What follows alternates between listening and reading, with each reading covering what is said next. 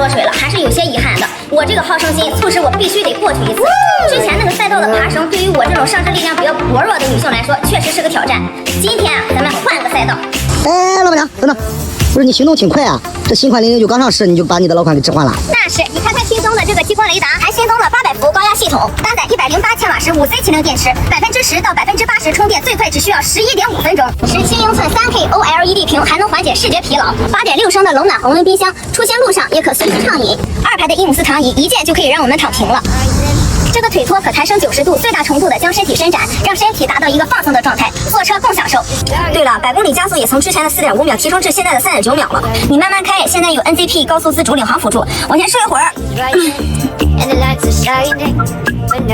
泊车已完成。到了，老板娘。终于到了，这次我志在必得。我是带伤来的，先给自己找个台阶。还有脚腕儿。对，没劲脚。没有劲儿，过去是不是第一个？感觉没有劲儿啊。你看，我手。大导演，导演说给他俩调派。喊出就是这种啊。让黑面子拿走一张。好，这面子一定得找回啊！加油！让200斤的胖子先来。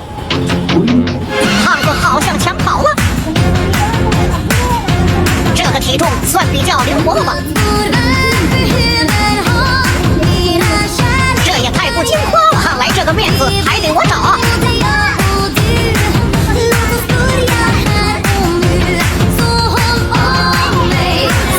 这关是我最不擅长的，